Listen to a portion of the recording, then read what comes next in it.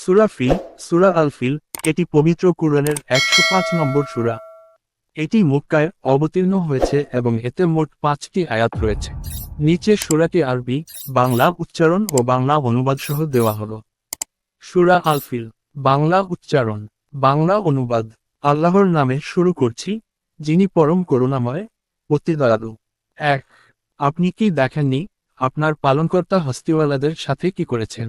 ২। তিনি কি তাদের কৌশল ব্যর্থ করে দেননি? ৩। এবং তিনি তাদের অপর ঝাঁকেও ঝাঁকেও পাখি প্রেরণ করেন। ৪। যারা তাদের অপর নিক্ষেপ করছিল পাথরের কঙ্কর। ৫। অতঃপর তিনি তাদের করে দেন ভক্ষিত তৃণ সদৃশ। সংক্ষিপ্ত তাৎপর্য, এই সূরাটি হস্তিওয়ালাদের, অর্থাৎ আব্রাহার বাহিনী ধ্বংসের কাহিনী বর্ণনা করে, যারা কাবাঘর ধ্বংস করতে এসেছিল। আল্লাহ তাআলা অসাধারণভাবে তাদের ধ্বংস করেন পাখিদের মাধ্যমে, যারা তাদের উপর গরম পাথর নিক্ষেপ করেছিল। এটি আল্লাহর কুদরত ও কাবাঘরের মর্যাদা প্রদর্শন করে। সূরা ফিলের পেছনে যে ঐতিহাসিক ঘটনা রয়েছে, তা ইসলামী ইতিহাসে অত্যন্ত গুরুত্বপূর্ণ। এটি মূলত হস্তিবাহিনীর আক্রমণ নামে পরিচিত। নিচে ঘটনার সংক্ষিপ্ত অথচ গুরুত্বপূর্ণ বিবরণ দেওয়া হল। সূরা ফিলের ঐতিহাসিক পটভূমি ঘটনার সময়কাল। এটি ঘটেছিল হিজরি পূর্ব ৫৭০ সালে, যা ইসলামী ইতিহাসে আমুল ফিল হস্তি বর্ষ নামে পরিচিত। এই বছরেই হজরত মুহাম্মদ জন্মগ্রহণ করেন। ঘটনার পটভূমি, তৎকালীন ইয়েমেন ছিল হাবশা, ইথিওপিয়া শাসিত একটি অঞ্চল। সেখানে এক শাসক ছিলেন যার নাম আব্রাহা আল আশরাম। তিনি ছিলেন এক খ্রিস্টান এবং ইয়েমেনের গভর্নর। আব্রাহা লক্ষ্য করলেন, আরবের লোকেরা প্রতি বছর কাবা শরীফে হজের উদ্দেশ্যে জমায়েত হয়, এবং কাবা ছিল একটি ধর্মীয়, রাজনৈতিক ও অর্থনৈতিক কেন্দ্র। তখন তিনি সানায় শহরে একটি বিশাল গির্জা নির্মাণ করেন, যার নাম ছিল আল কুলাইস, এবং চাইলেন যেন সবাই কাবার পরিবর্তে সেখানেই হজ করতে আসুক। কিন্তু কেউ পাত্তা দিন না, বরং কেউ একজন তার সেই গির্জায় অপমানজনক কাজ করে।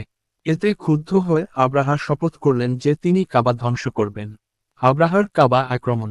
আব্রাহা এক বিশাল বাহিনী নিয়ে মক্কার উদ্দেশ্যে রওনা হন। তার সঙ্গে ছিল বিশাল সব হাতি, সবচেয়ে বড় হাতিটির নাম ছিল মাহমুদ। আরবরা আগে কখনো হাতি দেখেনি, তাই এই বাহিনীকে তারা আসহাবুল ফিল, হস্তিওয়ালারা নামে ডাকতে শুরু করে। মক্কার প্রতিক্রিয়া। মক্কার নেতা তখন ছিলেন আব্দুল মুত্তালিব, হজরত মুহাম্মদের দাদা। তিনি আব্রাহার মুখোমুখি হলে আব্রাহা ভাবেন তিনি কাবা রক্ষার অনুরোধ জানাবেন। কিন্তু আব্দুল মুত্তালিব শুধু নিজের উটগুলো ফেরত চান। তিনি বলেছিলেন, এর থেকে বড়, আমি উটের মালিক, তাই উট ফেরত চাই। কাবার মালিক হলেন আল্লাহ, তিনি চাইলে নিজেই তা রক্ষা করবেন। আল্লাহর অলৌকিক সাহায্য। আব্রাহা যখন কাবার দিকে অগ্রসর হতে চাইল, তখন বড় হাতি মাহমুদ কাবার দিকে এগোতে অস্বীকৃতি জানায়, হাঁটতেই চায় না। এরপর আল্লাহ আকাশ থেকে ঝাঁকেও ঝাঁকেও পাখি পাঠান, যাদের ঠোঁট ও পায়ে ছিল গরম পাথর, সিজচিল। পাখিগুলো সেই পাথর আব্রাহার সৈন্যদের মাথায় ফেলতে থাকে এবং তারা সবাই ধ্বংস হয়ে যায়। কেউ কেউ গুরুতর জখম অবস্থায় পালিয়ে যায়, কিন্তু বাঁচে না। আব্রাহাও কিছুদিন পর মারা যায়। ঘটনার তাৎপর্য। ১। আল্লাহ কাবার রক্ষক। এই ঘটনা প্রমাণ করে, কাবা কারো একক দখলে নয়, এটি আল্লাহর ঘর এবং তিনি নিজেই তার রক্ষা করেন। ২। নবীর আগমনের পূর্বাভাস। এই অলৌকিক ঘটনা মুহাম্মদ এর জন্মের বছরেই ঘটেছিল, যা ভবিষ্যতে এক মহান রসূল আগমনের পূর্বপ্রস্তুতি হিসেবেও ব্যাখ্যা করা হয়। ৩. আরবদের মনে আল্লাহর মহত্ব স্থাপন। এই ঘটনার পর মক্কাবাসীদের মাঝে আল্লাহর প্রতি এক বিশেষ ভয় ও শ্রদ্ধাবোধ তৈরি হয়। উপসংহার। সূরা ফিল কেবল একটি ইতিহাস নয়, বরং এটি একটি জীবন্ত শিক্ষা।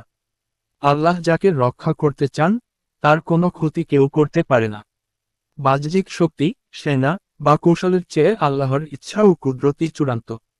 সূরা ফিলের বিস্তারিত তাফসির, ব্যাখ্যা তুলে ধরা হল। সূরা ফিল, তাফসির, ব্যাখ্যা। সূরা পরিচিতি। নাম, সূরা আল ফিল, হস্তি। আয়াত সংখ্যা ৫টি। অবতীর্ণ স্থান, মক্কা। মূল বিষয়, কাবাঘরের রক্ষণাবেক্ষণে আল্লাহর কুদরত প্রদর্শন এবং এক অত্যাশ্চর্য ঘটনার স্মরণ। আয়াত ১। বাংলা অনুবাদ। আপনি কি দেখেননি আপনার পালনকর্তা হস্তিওয়ালাদের সাথে কি করেছেন? তাফসির।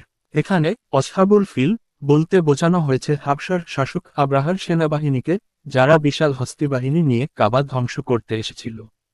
আল্লাহ এখানে নবী মুহাম্মদ সাল্লাল্লাহু আলাইহি ওয়াসাল্লাম কে স্মরণ করিয়ে দিচ্ছেন এক ঐতিহাসিক ঘটনার কথা, যেন তিনি ও মুসলমানরা বুঝেন যে কাবাঘর আল্লাহ নিজেই রক্ষা করেন। আয়াত 2। বাংলা অনুবাদ, তিনি কি তাদের কৌশল ব্যর্থ করে দেননি? তাফসির, আব্রাহা কাবা ধ্বংসের যে পরিকল্পনা করেছিল, আল্লাহ তা ব্যর্থ করে দেন। তদলিল মানে হচ্ছে বিভ্রান্তি, ব্যর্থতা, পতন। এই আয়াত আমাদের শেখায়, আল্লাহর ঘরের বিরুদ্ধে ষড়যন্ত্র করলেও সফলতা আসে না। আয়াত 3। বাংলা অনুবাদ, এবং তিনি তাদের ওপর ঝাঁকেও ঝাঁকেও পাখি প্রেরণ করেন। তাফসির, আবাবিল মানে দলবদ্ধভাবে বা ঝাঁকেও ঝাঁকেও পাখি। এই পাখিগুলোর নাম, রূপ বা প্রকৃতি আল্লাহ উল্লেখ করেননি, কিন্তু তারা একটি অলৌকিক উপায়ে আব্রাহার সেনাবাহিনীর ওপর আক্রমণ করে। আয়াত 4। বাংলা অনুবাদ, যারা তাদের ওপর নিক্ষেপ করছিল পোড়ানো কঙ্করের পাথর, নীল রঙের ছোট হিরে। তাফসির, এই পাথরগুলো সিজজিল থেকে, অর্থাৎ জ্বলন্ত বা পোড়ানো মাটি বা পাথর। পাখিগুলো এই পাথর নিক্ষেপ করছিল যা তাদের শরীরে আঘাত করে তাদের ধ্বংস করে দেয়। এটা ছিল আল্লাহর পক্ষ থেকে এক অলৌকিক শাস্তি।